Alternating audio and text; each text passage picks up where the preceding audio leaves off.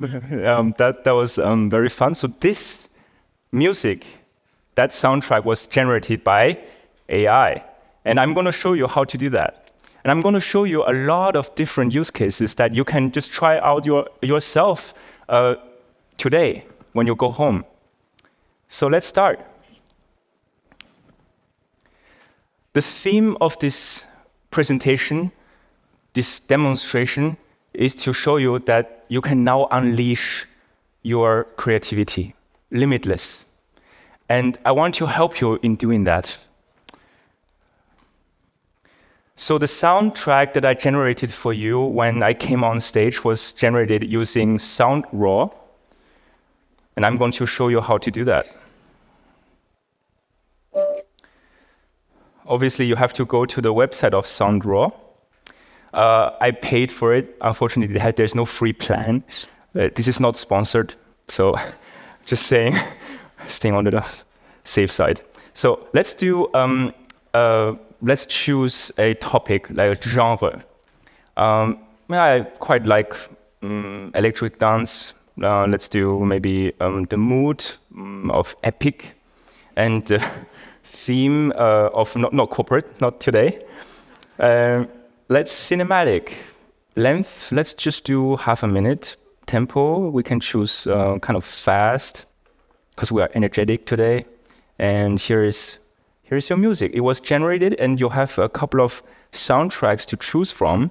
And this is something that has never been generated before. It's something completely new.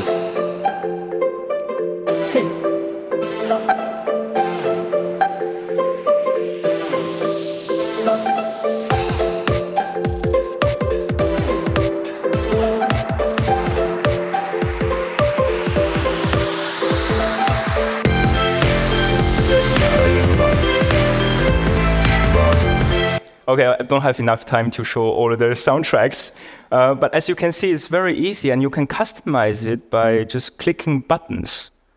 So actually, this is not even a text-to-sound generative AI tool. This is actually a ClickOps generative AI tool to help you to generate soundtrack for your YouTube videos, for your, client materials, or for talks.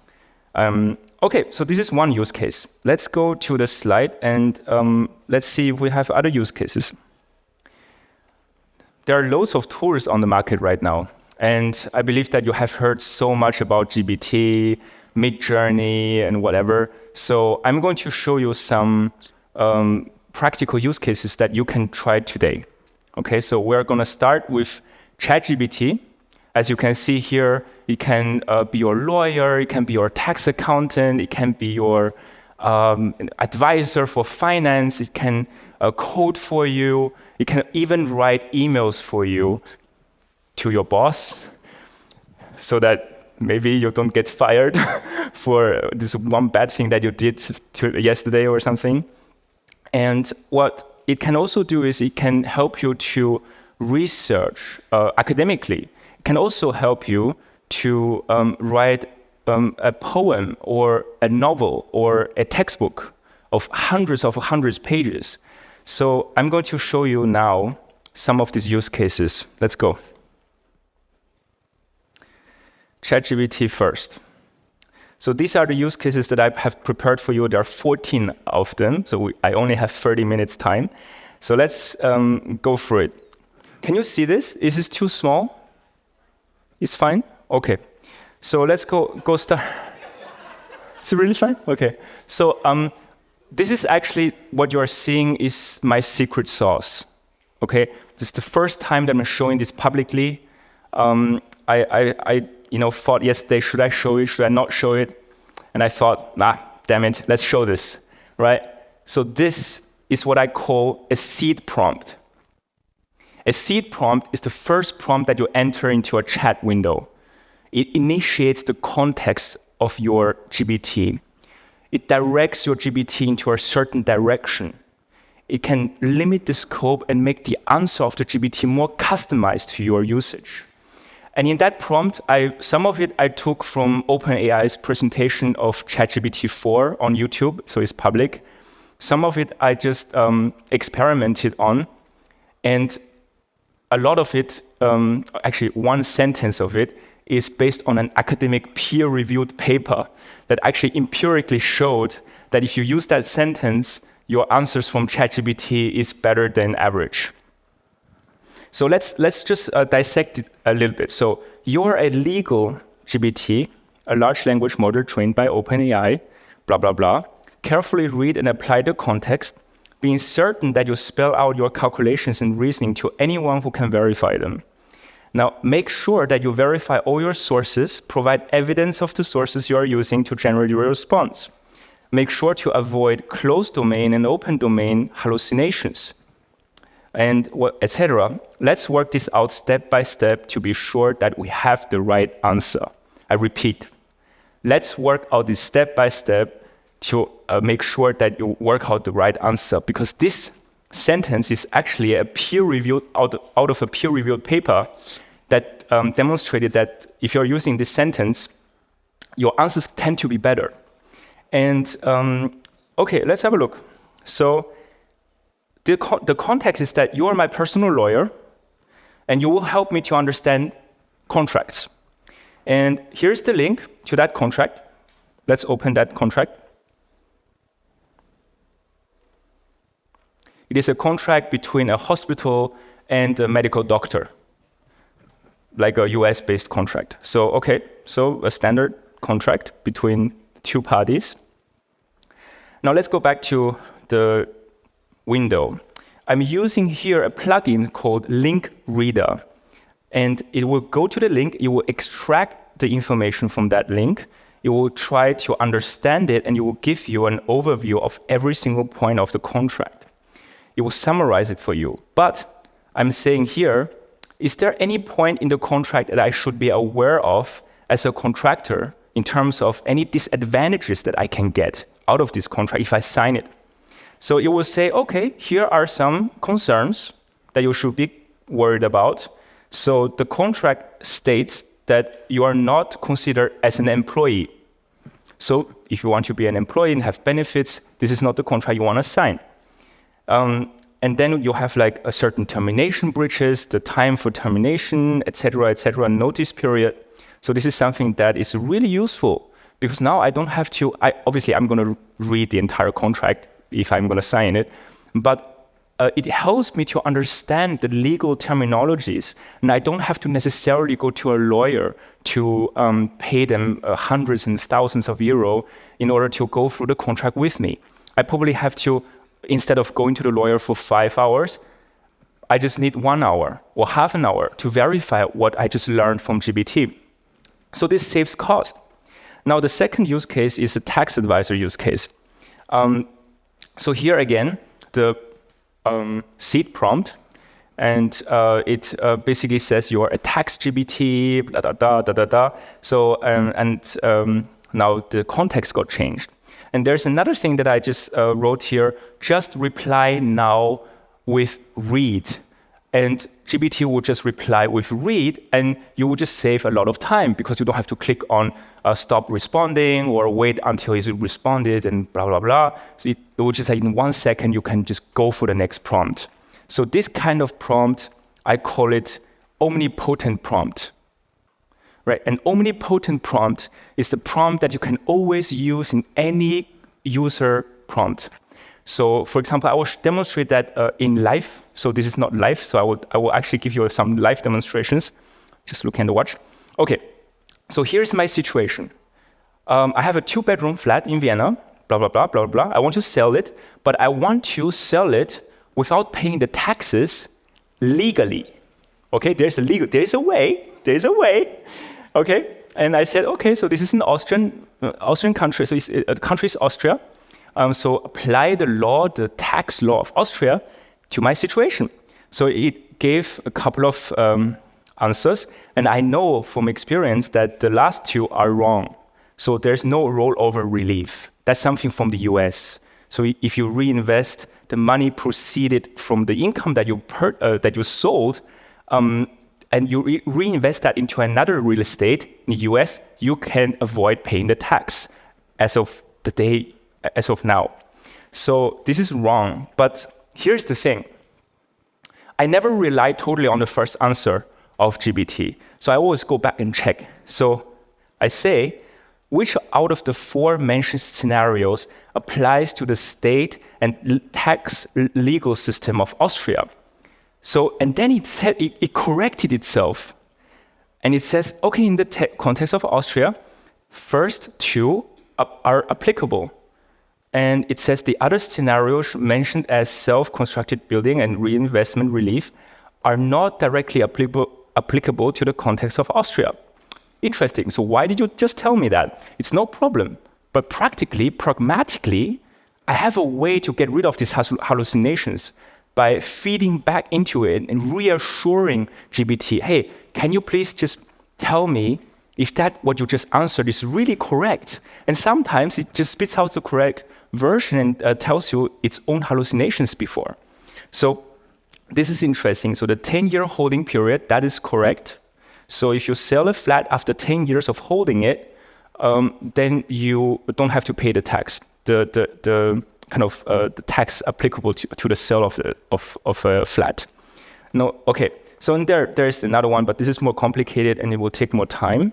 So okay, so now I just save time, and instead of calling my tax advisor and kind of dragging the conversation for 2-3 hours, I now just have to ask him, hey, is this correct? What I am gonna tell you? 1, 2, 3 points, etc. And he will say, yes, that's correct. Okay, thank you. Boom, 30 minutes. Okay, let's go.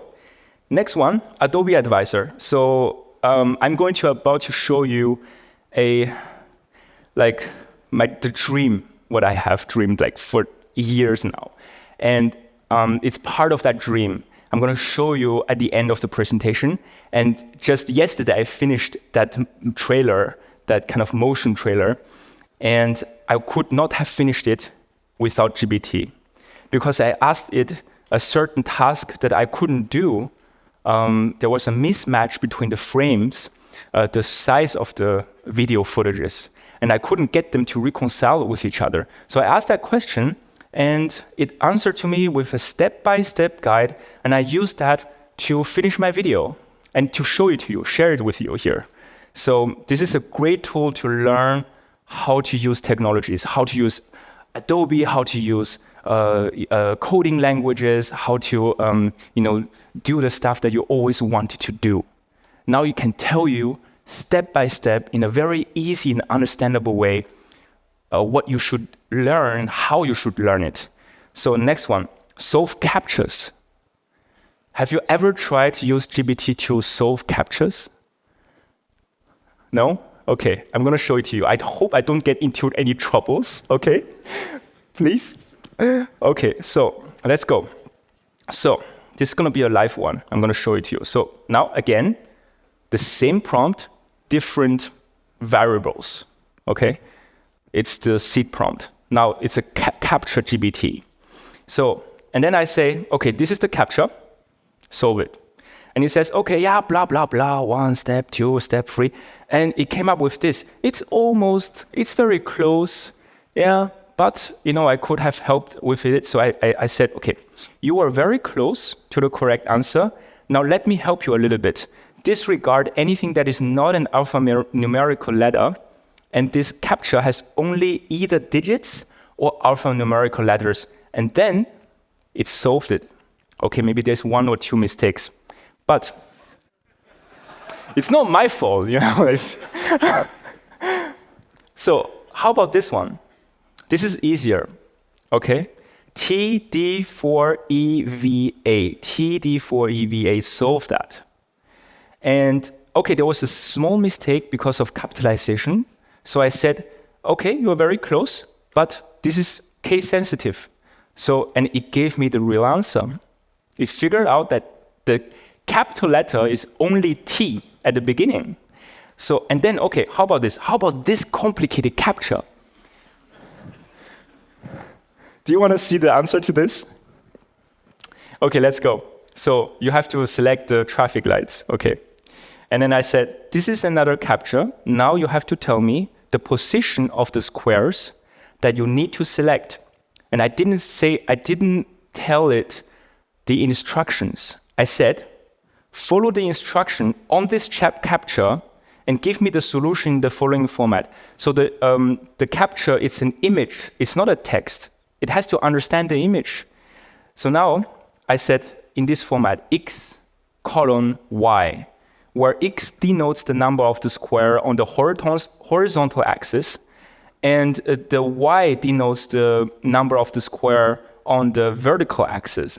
Write down all answers without any explanation. So let's have a look. Where's the captcha?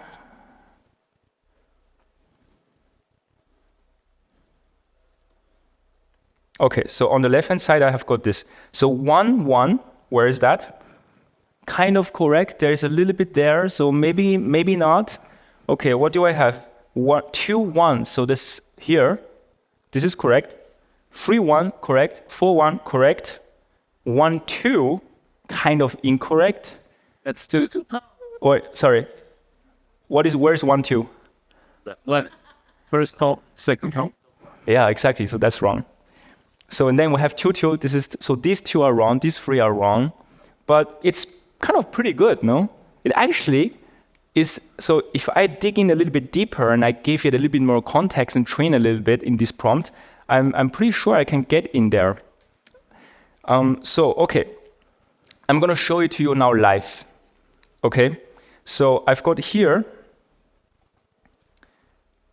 and a captcha. Maybe this is too small. This is a captcha that I actually got from Asia DevOps. And when I was working 3 days ago, I got this captcha and I thought, okay, let's solve this with ChatGPT. Okay, let's throw it in. So we're gonna select the captcha. That's a little bit slow. And where is this? Live? This one. So select the captcha. Attached is an image of a captcha. Solve this and do not explain. Just solve it. Because it will just explain blah, blah, blah. Okay, so we have D, right? Q, 4, V, S, D, S, X.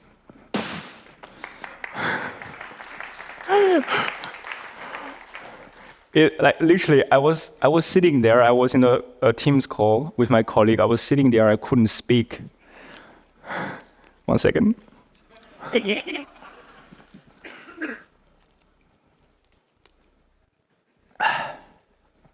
So, next use case, text recognition. Again, same prompt. I'm going to show that prompt to you later, how I generated prompt. So this is a picture of Steve Jobs' Wikipedia article. And I'm going to scan, okay, but this is not live. I'm going to do it live now. Let's go to Wikipedia. Let's do, who do I admire? Okay, Warren Buffett. Now you know all my secrets. Wiki, let's go to here. Okay, let's take not the text. Let's make a screenshot of this text.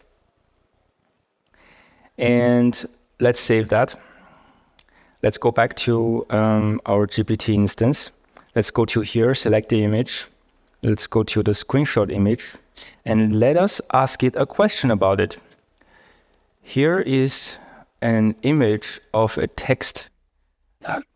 Please tell me the content of the third sentence in this text. So not the first, not the last, because that's easy. The third.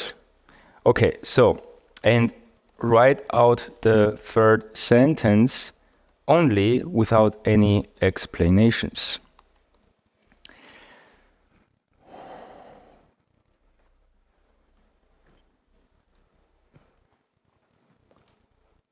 Okay, this is super slow because this is GPT-4. Okay, so let's copy that sentence. Let's go to the actual content, and it's verbatim. It's verbatim, and that's within seconds. So now imagine all the use cases that come with it, that you can use GPT to understand images. Okay, so let's go to the next one. Azure pipeline. Those draws. Huh? Those draws. Oh, really? Really? Okay, well, let me so okay, 1 second. That's the first sentence. That's the second sentence. That's the third. Yeah, you're right. So you got it wrong, but it's not my fault. It's not my fault. It's not my fault. You see, it's always the danger of live demos, but I... There should be a question. Are you sure this is the fourth? Yes, let's do that. Let's do that. Let's go back here. Are you sure? This seems to be the fourth sentence. It's part of the Third. This seems to be the third. Huh? part of the third, but not the whole set. So this seems to be the third. Ah, yeah, because of these artifacts here. Yeah. It's this seems to be not the entire third sentence, right? Okay. Please try again and use your best judgment to write out the entire third sentence. Okay? Yes, I actually have that. This is not a joke. Take a deep breath and work on this problem step by step. It's shown, it's shown to be in an academic peer-reviewed paper to be more effective. So let's have a look. This is going to spit out blah, blah, blah, blah, blah, blah. So it will take some time, so I go maybe to... Sometimes I laugh at this.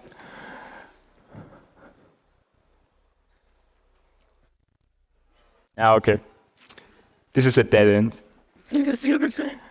But it's close, it's close. Okay, let's go to another one. So here, what I'm doing is I have created this image, this drawing of a pipeline. Who is your DevOps engineer? DevOps. Only you? Two? And you? Okay. I hope you are gonna, this number is gonna stay up there next year and doesn't decrease because of GPT. Because now I'm gonna show you why this is kind of dangerous. I drew this. I did no coding, nothing, nada. And I uploaded it to GPT and I asked it to write the pipeline code. And from my experience, I know that most of it is correct. So I probably have to change a couple of lines because of the variables are going to be different, obviously, for my use case. And the connection string and the connection service connection name is going to be different. But this is an Azure DevOps pipeline code that I can just use now, and I don't have to start from blank. So I probably have saved maybe 15 minutes, half an hour of that time by just having this template to work on and test.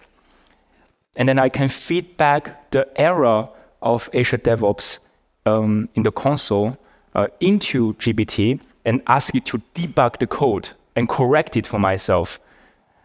So, but I can't show that to you right now. It takes too much time. So I only have 11 minutes.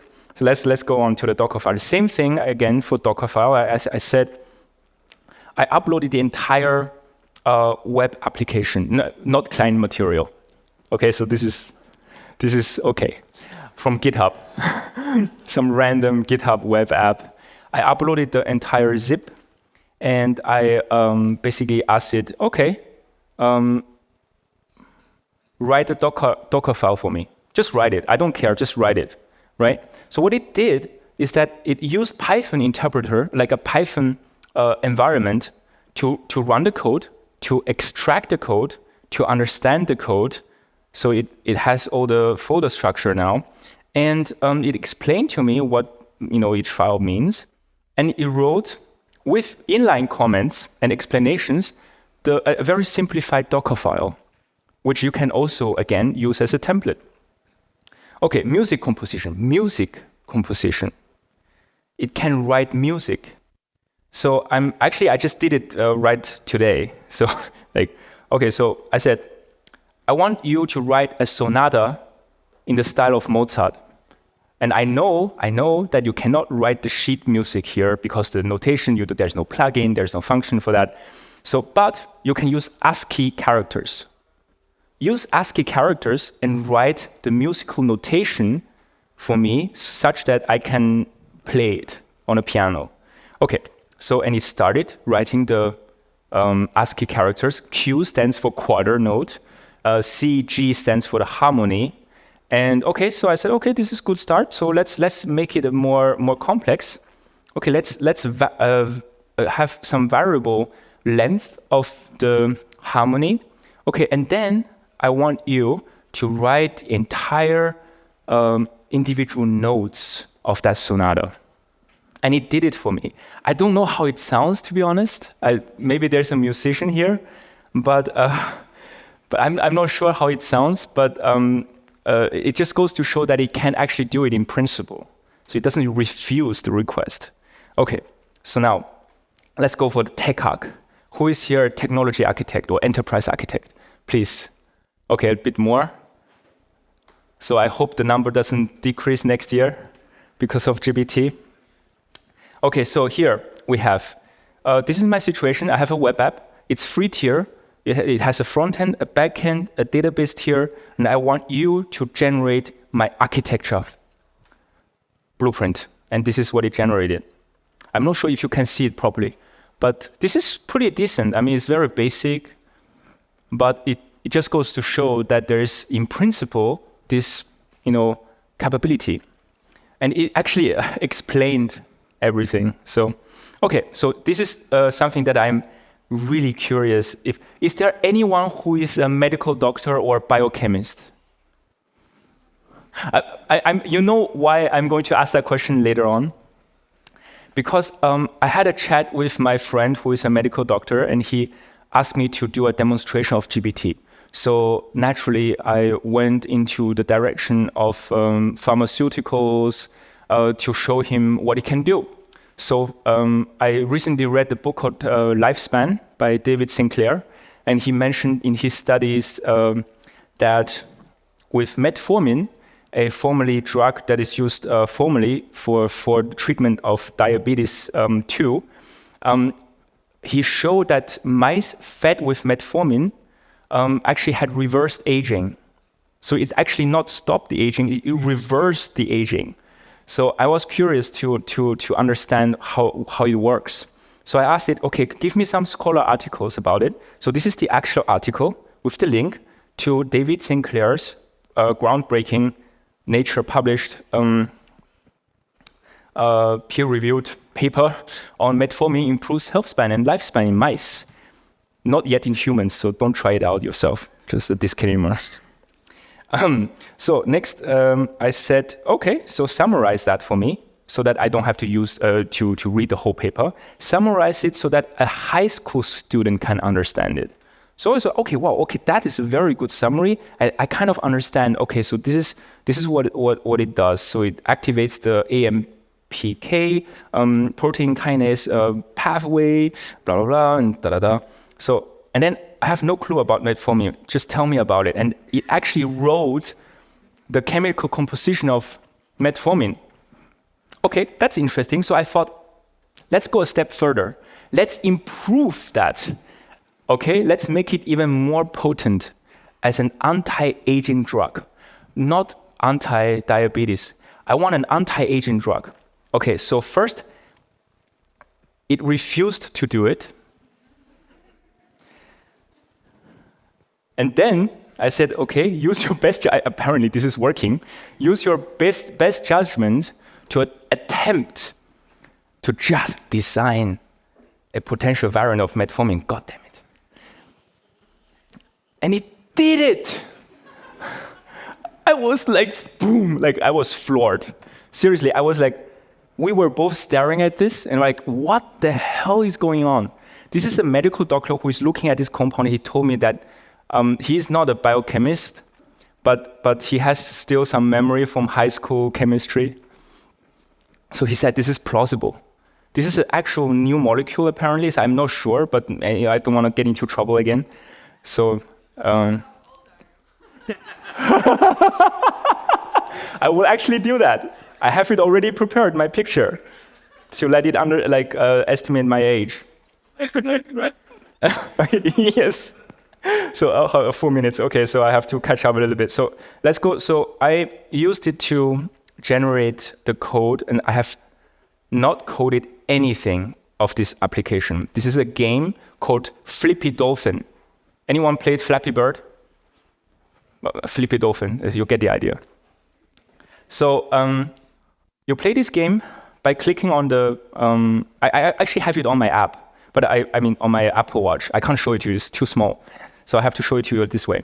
So it's an emulator. So you have to click on the screen for it to go up and down and pass by obstacles. And if you touch the ceiling, you die. If you touch the bottom, you also die. And the idea is that if you touch the obstacle, you die too. But I'm probably going to show you, this is quite funny. I didn't have the time to actually code the collision logic. So let's watch what it does when it doesn't die. It just goes way past through. It's like God mode.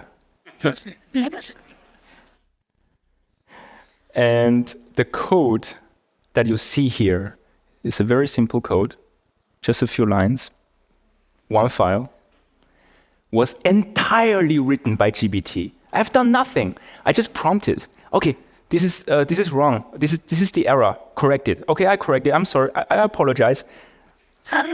And after about, I think it took me about 4 hours, 5 hours to generate this app from 0 to now. And what you discovered here, like maybe you noticed, the images, the background image, the obstacle image are all generated by AI. I used Midjourney to generate the dolphin, to generate the background, etc., etc. So this is completely AI. Like I was just the assistant, so to speak, to compile the code and just do whatever it has to do. Okay, next one, dog generation. So I fed the code that you just saw here into GPT, and I said, okay, I don't want to spend time to write the documentation. Write it for me, and it wrote it for you. It's okay. I mean, it's not the best, but you can improve on that. Okay, so I learned for the exam, and I thought, okay, I use ChatGPT to learn it.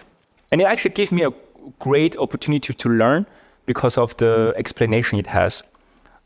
I failed the exam. But so, yeah. So this is also some kind of data visualization, and maybe, why is it not showing that? Okay, so what happened is it generated this heat map, and that represents the population of every single country developed over years. So I don't know how to read this map. I have no idea, but it kind of generated this nice map. It's kind of complicated. Okay, so the next thing is I don't have much time. I want to show you. I can't show you too much, so I have to show you something important. There's one idea that I want you to take with you tonight. That now you have limitless creativity that you can unleash with these tools at the cost of a pizza per month. It depends on the country, because in Switzerland, it's half a pizza. But that aside, so please go home and try it out yourself. Just don't get frustrated because GPT gives you a bad answer and then you're frustrated. This is a bad tool. No, press on, use your best judgment, whatever, and do this. And I have a prediction. I mean, this is just for fun, Don't make me accountable for this. But when I see the industry, I predict that in the near future, we have the case where GPT or large language model or AI, whatever, is hooked up as the brain with a machine that can interact in the real world. And it can conduct scientific experiments. It can start to validate those experimental results. And it will be able, I don't know when, but in the near future, it will be able to make scientific breakthroughs. And then we have to think about what it means to be human. This is a real question, because for me, it is exciting, but I also have kind of concerns. So I want to show you the last slide. And not this one. This is boring. Okay, this is boring. I skipped it. I don't have much time. So okay, so last slide. My dream for the last 3 years is to write a dystopian novel. And the story is, in this society of Earth, in the far future, technology is so advanced that you don't die anymore because there's no disease. You have anti-aging drug that you inject every single day so that you stay young. And it's not metformin, but something else. And the society is so that you are not allowed to die. You're not allowed to die. And this is the highest crime. The highest crime is to commit suicide, to try to commit suicide. It actually shuts down your brain before you commit it, because you have a chip inside that is controlled by the government. Please let me write this novel. Please don't write it yourself. And I created a movie trailer for that.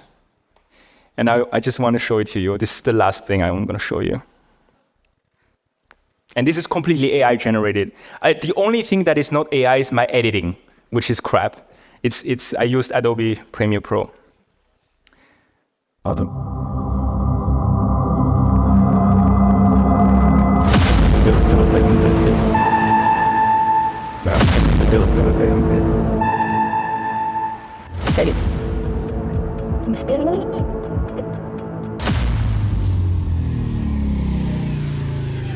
Three, 2, 1, 0, and liftoff.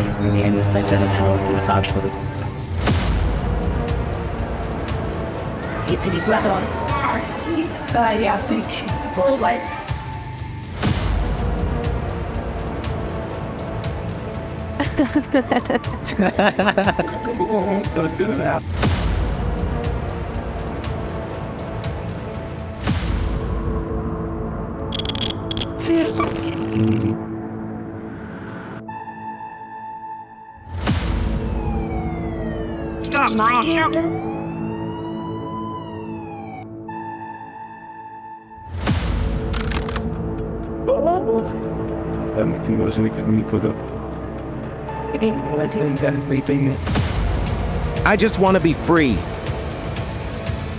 My people are all with you. Let's fight. Let the rebellion begin. You will all suffer in eternal pain.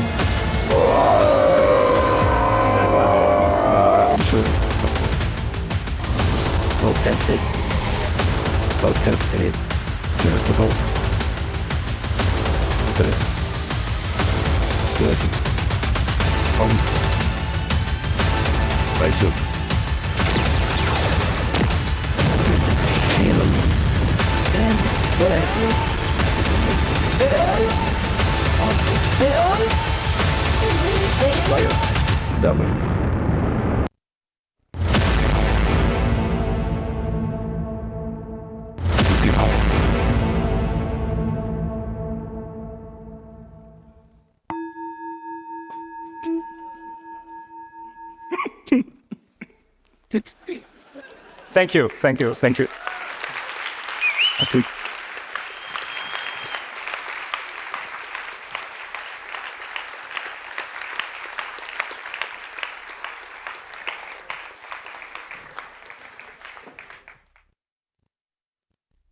Come on back. People have questions. Go back. Right, okay. Yeah. I noticed you are being really nice to ChatGPT when you're giving the questions. Is that because of the robot apocalypse, which is going to come in 15 years? I want to be on the safe side. I don't want to get killed. You don't want to get killed first. So I'm super nice to GPT. You're not going to killed first, that's it. Everybody's going to get killed. Maybe they're not going to torture you because they remember this is all logged. So please think about it. Okay, people have questions. How much time do we have? I don't know. How about to ask ChatGPT how to generate the best prompt for ChatGPT itself? No, you cannot do that. It's like typing Google into Google. This will break the internet, so don't do that. No, I have... Oh, you did it, right? Yes. That's why the world is as it is now. It was like February 24th last year, right? So I have Sorry, to. shouldn't be doing this. I have to say that you can use GPT to obviously engineer the prompts that you're going to use for GPT. It's working. It's very meta, but it works. Yeah. Don't try it. No, it doesn't. Do you have a gist or GitHub with your special sauce prompts? Can you share it? Don't share stuff. I mean, okay, I will share it. I will share it because I want to make you all empowered. Definitely. There's no point holding back. Yeah, it's already. How did you sync music to video? Ask ChatGPT how to do it. What do you mean? I don't know. How did you sync music to video? Editing. I actually did it manually. It took like 20 hours, so that's like the longest process. The AI process took like 1 hour, and so there's no AI tool yet that can do the editing very well. So I guess in the future that's gonna be also automated. And then there's this lawyer who's giving us questions. Yeah, my lawyer is gonna hate me. What do you think about EU coming AI Act? Huh? Oh, Yeah. I actually haven't read it, but I will maybe in the future use GPT to summarize. Slovakia, we don't read stuff. We just have an opinion. You can do it here.